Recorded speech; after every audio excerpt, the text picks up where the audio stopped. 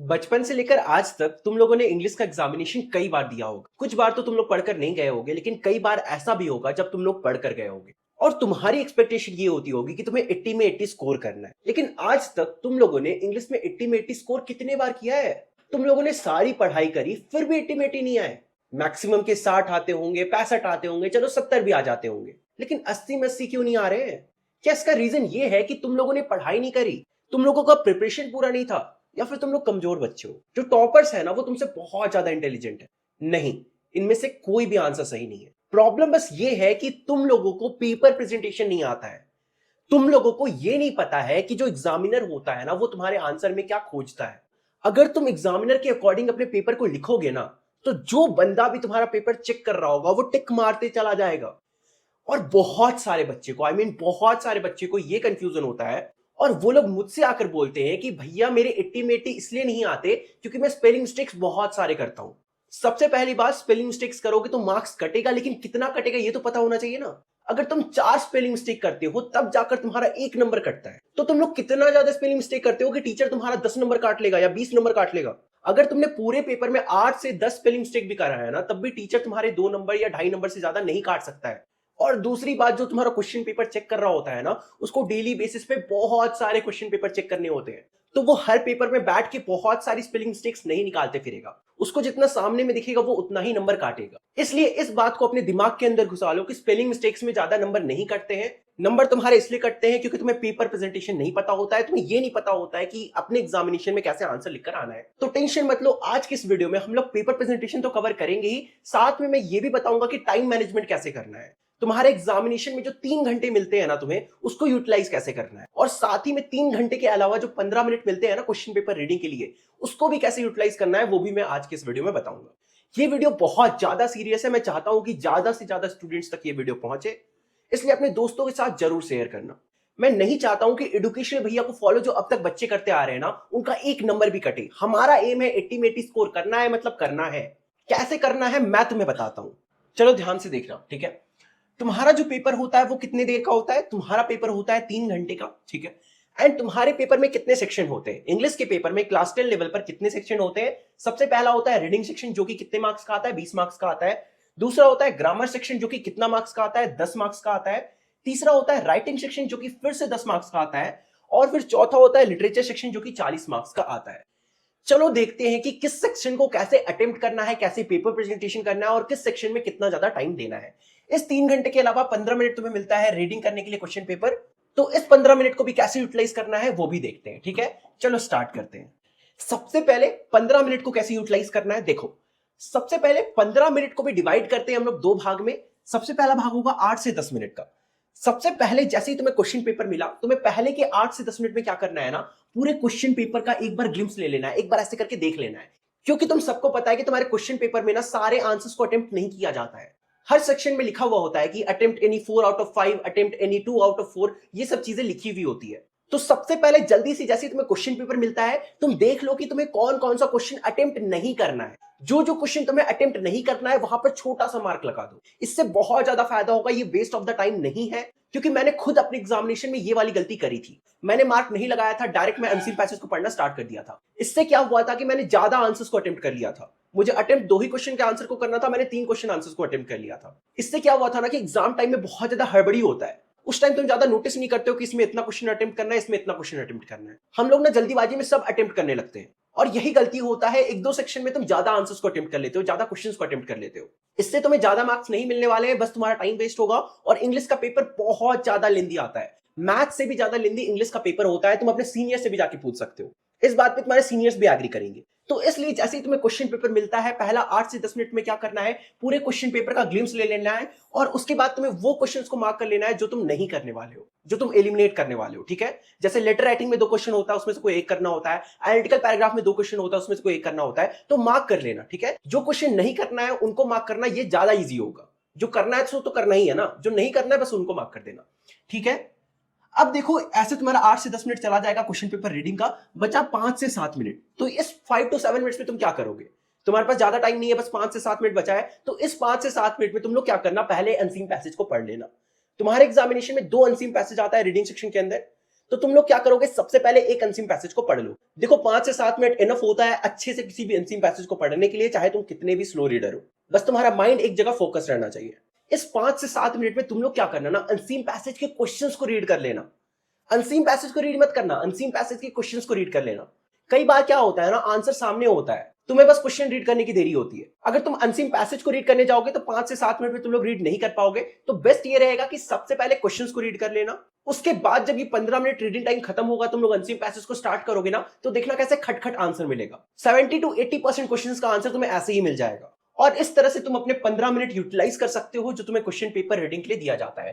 ठीक है, अब हम लोग देखते हैं, आगे बढ़ते हैं और देखते हैं कि हमें 3 आवर्स कैसे यूटिलाइज करना है। वो जो 3 घंटा होता है ना पेपर लिखने के लिए, उसे कैसे यूटिलाइज करना है। तो सबसे पहले हम लोग स्टार्ट करेंगे तुम्हारे अनसीन पैसेज से।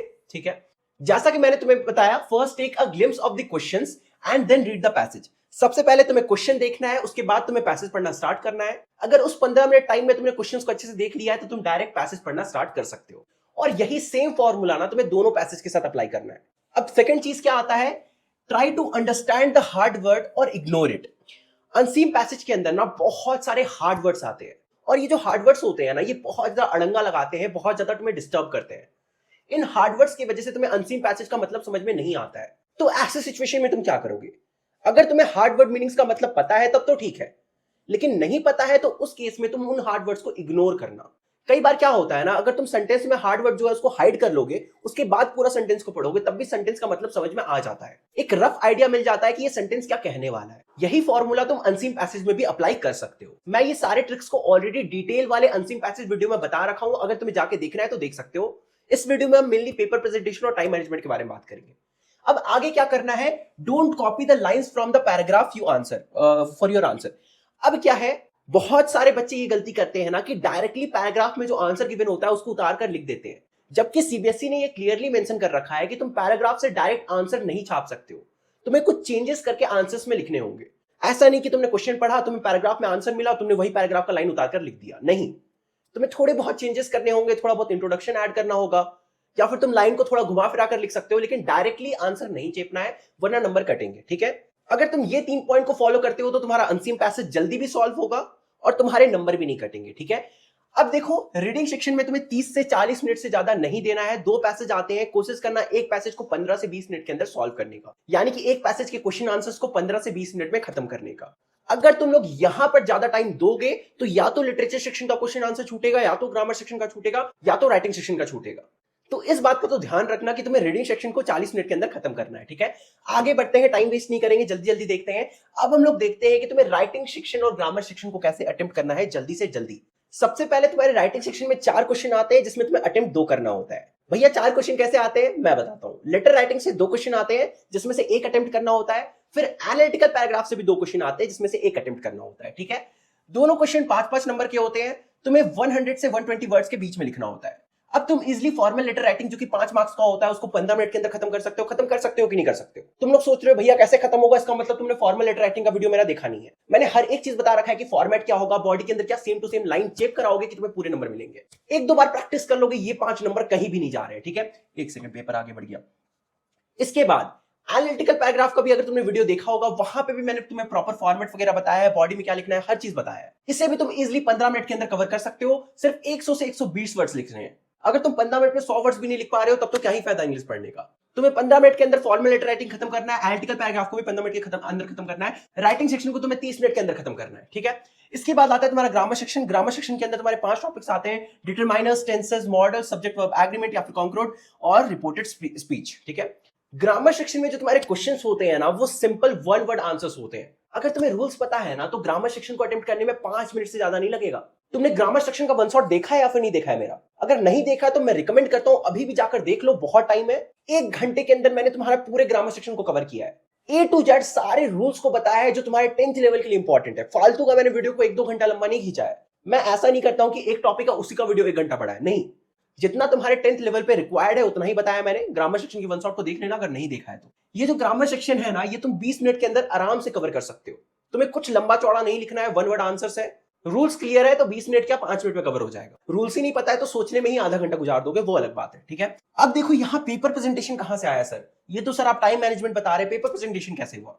तो यहां पर पेपर प्रेजेंटेशन तो यही है कि तुम्हें प्रॉपर फॉर्मेट में लिखना है। और एक चीज का ध्यान रखना, तुम जो लेटर राइटिंग लिखोगे या फिर एनालिटिकल पैराग्राफ लिखोगे, इनको एक पेज में लिखना। अगर तुम लेटर राइटिंग को लिख रहे हो तो उसको एक सिंगल पेज में लिखना, एनालिटिकल पैराग्राफ को लिख रहे हो तो उसको एक सिंगल पेज में लिखना। ऐसा नहीं कि आधा पेज से स्टार्ट किया और आधा इस पेज में आधा उस पेज में, क्योंकि अगर तुम ऐसा करते हो तो ये तुम्हारे फॉर्मेट को गलत कर देता है और टीचर जो है ना वो तुम्हारा नंबर काट सकता है। तो अगर तुम लेटर राइटिंग को लिख रहे हो तो उसको एक सिंगल पेज में लिखना, अगर तुम एनालिटिकल पैराग्राफ को लिख रहे हो तो उसे भी एक सिंगल पेज में लिखना। इसके अलावा अगर तुम चाहो तो बॉक्स भी बना सकते हो, कोई दिक्कत नहीं है, ठीक है। इसके बाद practise the body format for letter and paragraph. Body format को प्रॉपर्ली प्रैक्टिस कर लेना, इस चीज को अच्छे से याद कर लेना कि लेटर राइटिंग की बॉडी में क्या लिखना है और एनालिटिकल पैराग्राफ की बॉडी में क्या लिखना है। फिर से बता रहा हूं बच्चों, अगर तुमने इन दोनों वीडियोस को मेरा नहीं देखा है तो प्लीज जाकर देख लो, बहुत ज्यादा हेल्प मिलेगा। लास्ट पॉइंट है avoid irrelevant content, focus on quality over quantity. मतलब कि बहुत सारे बच्चे क्या गलती करते हैं, देखो 100 to 120 वर्ड्स में लिखना है, उनको समझ में नहीं आता है कि आगे वो क्या लिखे, तो वो लोग क्या करते हैं, कुछ भी नॉनसेंस बीच में भर देते हैं। जैसे एनालिटिकल पैराग्राफ के बीच में कुछ भी नॉनसेंस भर देंगे, अपना ओपिनियन देना बीच में चालू कर देंगे। तो ये सारी चीजें गलती मत करना। अगर तुम ये सारी गलतियां करते हो, कुछ भी इररिलेवेंट कंटेंट बीच में लिखना स्टार्ट कर देते हो, तो उसमें भी नंबर कटेंगे। तो इस तरह से तुम राइटिंग सेक्शन को 30 मिनट के अंदर और ग्रामर सेक्शन को 20 मिनट के अंदर कवर कर सकते हो। अब हम लोग देखते हैं जो सबसे ज्यादा इंपॉर्टेंट है कि लिटरेचर सेक्शन को कैसे अटेम्प्ट करें। लिटरेचर सेक्शन का पेपर प्रेजेंटेशन हम कैसे करें। यहां पे मैं तुम सबके लिए लेकर आया हूं बेसिक फॉर्मेट। ये बोलना तो नहीं चाहिए लेकिन मैं एक हैक लेकर आया हूं। अगर तुम ऐसे आंसर्स को लिखोगे तो तुम्हें पूरे नंबर मिलेंगे। 3 मार्कर क्वेश्चन को कैसे अटेम्प्ट करना है और 6 मार्कर क्वेश्चन को कैसे अटेम्प्ट करना है, मैं आगे तुम्हें प्रॉपर्ली बताने वाला हूं। देखो लिटरेचर सेक्शन में जो एक्सट्रैक्ट बेस्ड क्वेश्चन होते हैं ना, उनको तो तुम इजीली सॉल्व कर लोगे, उसमें कोई पेपर प्रेजेंटेशन नहीं है, बस प्रॉपर नंबरिंग करके आंसर्स को लिखना। जो मेन दिक्कत बच्चों को आती है वो ये है कि 3 मार्कर क्वेश्चन को कैसे अटेम्प्ट करें और 6 मार्कर क्वेश्चन को कैसे अटेम्प्ट करें, जो कि कॉम्पिटेंसी बेस्ड क्वेश्चन होता है। सबसे पहले इजी वाला देखते हैं कि 3 मार्कर क्वेश्चन को कैसे अटेम्प्ट करना है। सबसे पहले जो तुम्हारा 3 मार्कर क्वेश्चन होता है ना, उसे तुम्हें 40 to 50 वर्ड्स में अटेम्प्ट करना होता है, ठीक है। इस चीज को याद रखना, ज्यादा वर्ड्स में भी नहीं करना है, कम वर्ड्स में भी नहीं करना है, 40 to 50 वर्ड्स के बीच में ही आंसर को लिखना। आंसर को कैसे लिखना है, तुम आंसर को ना इंट्रोडक्शन, बॉडी और कंक्लूजन के फॉर्मेट में लिख सकते हो। तुम लोग सोच रहे होगे क्या बात कर रहे हो भैया, सच में ऐसे लिख सकते हैं, ये तो बहुत आसान हो जाएगा। हाँ लिख सकते हो, लेकिन अलग अलग ऐसे पॉइंट मत करना, पैराग्राफ के फॉर्म में ही लिखना। यहां पे मैं तुम्हें समझाने के लिए अलग अलग पॉइंट कर दिया हूं, लेकिन पैराग्राफ के फॉर्म में ही लिखना। जो तुम्हारा आंसर का पहला 1-2 लाइन होगा वो क्या होगा, इंट्रोडक्शन होगा। तुम्हारे आंसर का जो बीच वाले लाइंस होंगे वो क्या होगा, बॉडी होगा। तुम्हारे आंसर के जो लास्ट वाले लाइंस होंगे वो क्या होगा, कंक्लूजन होगा। लिखना कैसे है, अब देखो इंट्रोडक्शन कैसे स्टार्ट करना है। द स्टोरी स्लैश पोएम, पहले तुम्हें क्वेश्चन को पढ़ना है और ये डिसाइड करना है कि ये क्वेश्चन जो है वो किस स्टोरी का है या फिर किस पोएम का है। सपोज मान लेते हैं एक story a letter to God, ठीक है। जैसे कि यहां पे हो जाएगा the story a letter to God is about, या फिर स्पीक्स अबाउट, तुम्हें जो सही लगे तुम वो लिख सकते हो। उसके आगे तुम अपने क्वेश्चन को आंसर करना स्टार्ट कर सकते हो, जैसे कि the story a letter to God speaks about Lencho's faith in God. इस तरह से तुम इंट्रोडक्शन लिख सकते हो, ठीक है। सबसे पहले तुम्हें क्या डिसाइड करना है कि तुम्हारा जो क्वेश्चन है वो किस चैप्टर से है, किस स्टोरी से है या फिर किस पोएम का है। उसके बाद तुम इजिली इंट्रोडक्शन को लिख सकते हो। अगर तुम ऐसे आंसर को लिखना स्टार्ट करते हो ना, तो जो तुम्हारा कॉपी चेक कर रहा होगा उसके नजर में तुम्हारा बहुत अच्छा इंप्रेशन बनेगा, ठीक है। तुम जैसे ही ऐसे इंट्रोडक्शन लिखोगे ना, तुम्हारा 8 से 10 वर्ड तो ऐसे ही खत्म हो जाता है। अब तुम्हारा बचेगा बस 30 वर्ड्स, ठीक है। अब तुम्हें बॉडी लिखना स्टार्ट करना है। अब तुम मेन बॉडी में क्या करोगे, जो तुम्हारा क्वेश्चन होगा तुम उसको डायरेक्ट आंसर करोगे। यानी कि तुम्हारे क्वेश्चन में जो भी XYZ चीज पूछा गया होगा उसको तुम्हें डायरेक्ट आंसर कर देना है अपने बॉडी वाले पार्ट में। बेसिकली तुम्हें की पॉइंट्स लिखने हैं, पॉइंट टू पॉइंट आंसर करना है। जो भी तुम्हारा क्वेश्चन है उसका पॉइंट टू पॉइंट आंसर करना है। की पॉइंट्स क्या होता है, तुम्हारे चैप्टर की इंपॉर्टेंट लाइंस। तुम्हें चैप्टर की इंपॉर्टेंट लाइंस पता होंगे तभी तो तुम आंसर करोगे ना। यानी जैसे कि तुम्हारा क्वेश्चन है कि लेंचो का क्रॉप डिस्ट्रॉय हो जाता है तो उसके बाद वो क्या करता है, तो तुम यहां पे क्या लिखोगे, यही कि वो भगवान को लेटर लिखता है, he writes letter to God. फिर तुम्हारे क्वेश्चन में और पूछा गया है कि वो ऐसा क्यों करता है, क्योंकि उसको बहुत ज्यादा फेथ था गॉड पर। ऐसे ही जो भी तुम्हारा क्वेश्चन पूछा गया होगा उसको तुम्हें डायरेक्ट आंसर करना है बॉडी वाले पार्ट में। इसके बाद कंक्लूजन वाले पार्ट में तुमने ऊपर जो कुछ भी लिखा होगा उसको समराइज करके लिख देना है। सिंपल सी बात है, कुछ भी हार्ड नहीं। भैया अभी भी समझ में नहीं आया, कोई बात नहीं, एक एग्जांपल देखते हैं, अच्छे से समझ में आ जाएगा, ठीक है। जैसे कि देखो ये क्वेश्चन है, ठीक है, इसको हम लोग आंसर करके देखते हैं। When her son dies, Kisa Gotami goes from house to house, what does she ask for, does she get it, why not. यहां पे तुम देख सकते हो एक ही क्वेश्चन के अंदर बहुत सारे क्वेश्चंस को पूछा गया है। पूछ रहा है कि किसा गौतमी डोर टू डोर क्यों जाती है, वो क्या मांगती है और क्या जो वो चीज मांगती है वो उसे मिलता है। तो चलो आंसर करते हैं। सबसे पहले हमें इंट्रोडक्शन लिखना है। इंट्रोडक्शन कैसे लिखना है मैंने तुम्हें पीछे बताया है। सबसे पहले ये डिसाइड करना है कि ये जो क्वेश्चन है ये किस चैप्टर का है। ये किस चैप्टर का है, द सर्मन एट बनारस, ठीक है। तो हम इंट्रोडक्शन को कुछ ऐसे स्टार्ट करेंगे, the story sermon at Benares. यहां पे देखो अगर तुम्हें ऑथर का नाम पता है तो और सोने पे सुहागा हो जाएगा, यानी कि तुम यहां पे ऑथर का नाम भी मेंशन कर सकते हो, जैसे कि the story sermon at Benares written by Betty Renshaw, I think, ठीक है। Tell us about the acceptance of death. ऐसे करके तुम इंट्रोडक्शन को लिखना स्टार्ट कर सकते हो, ठीक है। आगे क्या लिखा गया है, after the death of her only son Kisa Gotami was overcome with grief, ठीक है। हम अब क्या करेंगे ना, अब हमारा बॉडी वाला हिस्सा स्टार्ट होता है, तो हम बॉडी वाले हिस्से में डायरेक्ट क्वेश्चन को आंसर करेंगे। She carried the dead body of her son in her arms and went from door to door asking for medicine to cure her child.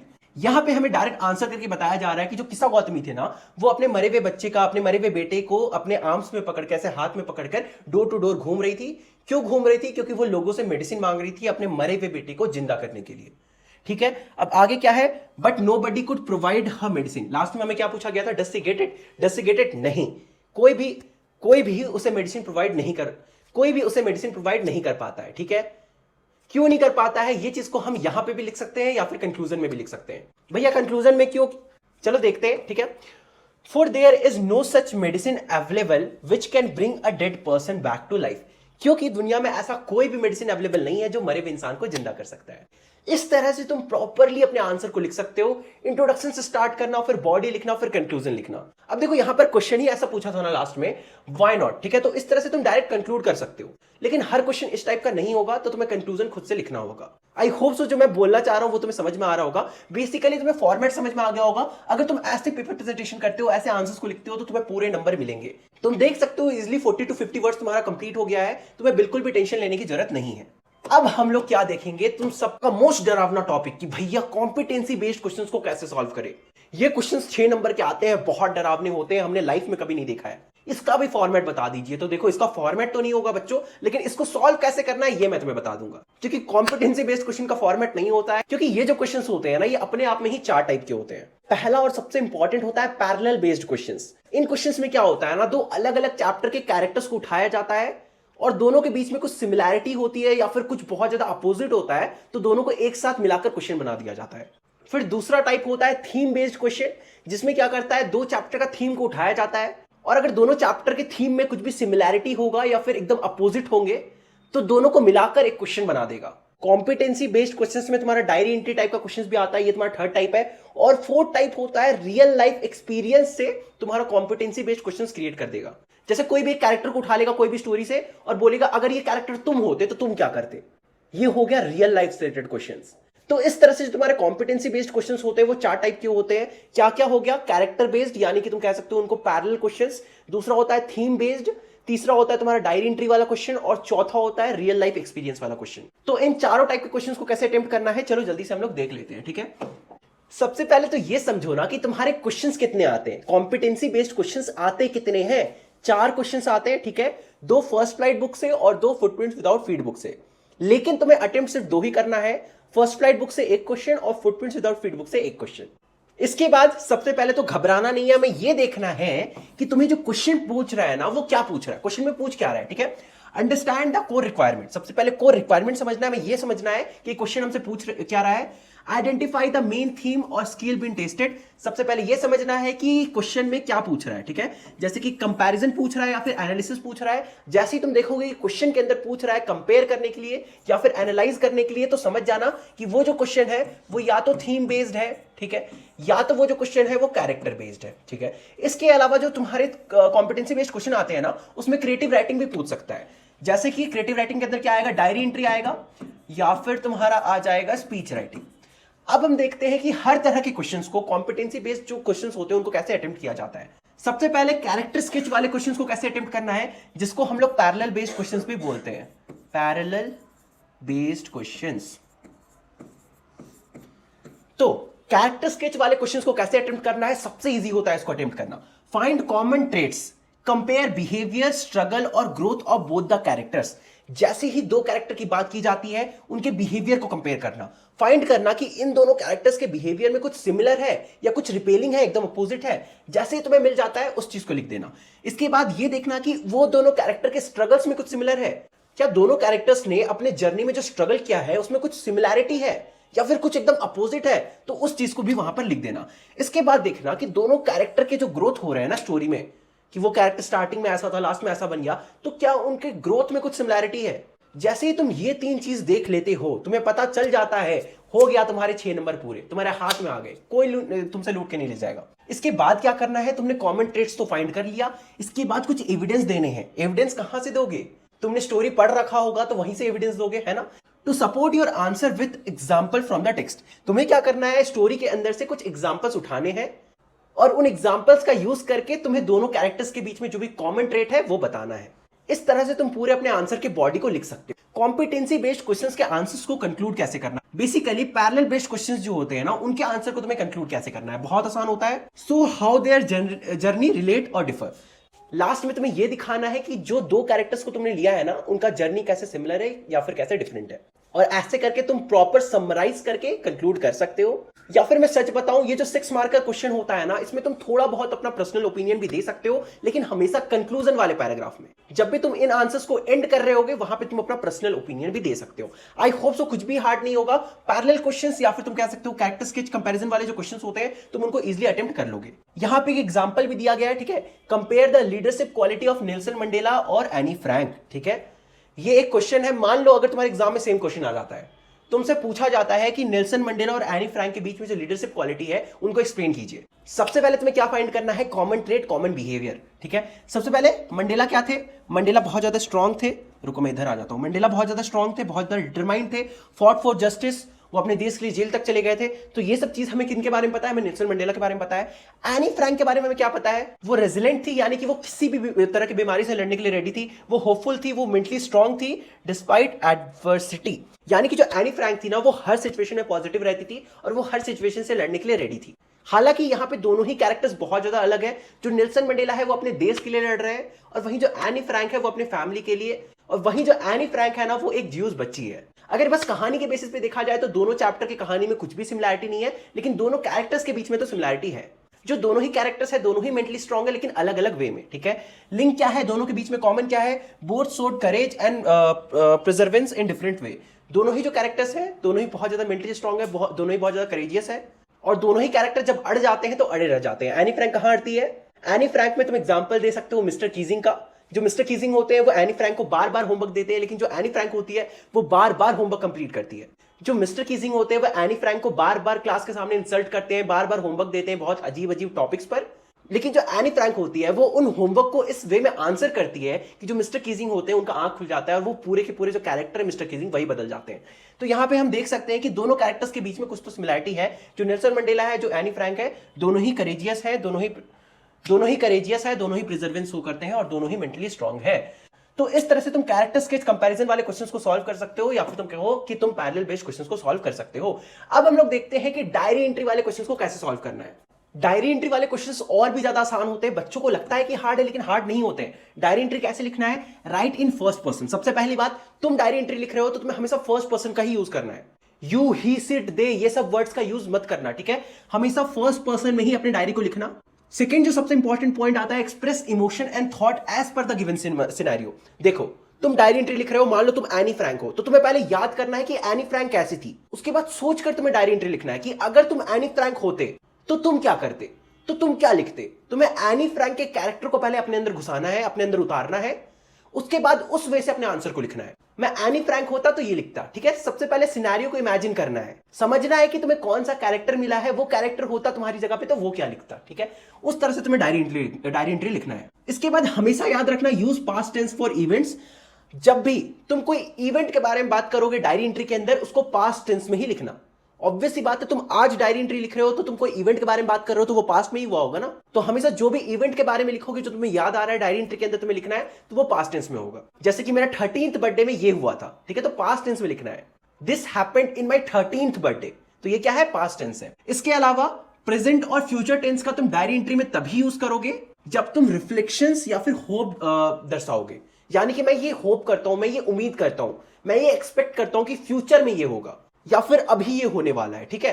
तो जब भी तुम कोई चीज उम्मीद करोगे या तुम्हारा कोई एक्सपेक्टेशन होगा, उस केस में ही तुम्हें डायरी एंट्री में प्रेजेंट या फिर फ्यूचर टेंस का यूज करना है। अगर इवेंट की बात होगी तो पास्ट टेंस का यूज करना है। सिंपल है, कुछ भी हार्ड नहीं है। प्रेजेंट, पास्ट, फ्यूचर में दिक्कत हो रहा है, इसका मतलब तुम्हारा टेंस वीक है। अगर टेंस वीक है तो पहले टेंस वाला वीडियो देख रहा हो, ठीक है। अब आगे बढ़ते हैं। Follow a structure format. अब हम लोग देख लेते हैं सबसे पहले कि डायरी एंट्री का फॉर्मेट क्या होता है। ऐसा तो नहीं है ना कि तुम नॉर्मली आंसर को लिखना स्टार्ट कर दोगे इंट्रोडक्शन, बॉडी और कंक्लूजन वाले फॉर्मेट में, ऐसे नहीं लिख सकते हो। डायरी एंट्री वाला क्वेश्चन है तो तुम्हें डायरी एंट्री के फॉर्म में ही लिखना है ना। तो डायरी एंट्री का फॉर्म क्या होता है, सबसे पहले तुम्हें डेट लिखना होता है फुल एक्सटेंडेड फॉर्म में लिखना। जैसे कि अगर तुम 15 फरवरी को लिख रहे हो तो क्या लिखोगे, 15 फरवरी 2025। इसके बाद सैल्यूटेशन देना है, जैसे कि डियर डायरी बेस्ट रहेगा। इसके बाद तुम बॉडी यानी कि अपने आंसर को लिखना स्टार्ट कर सकते हो।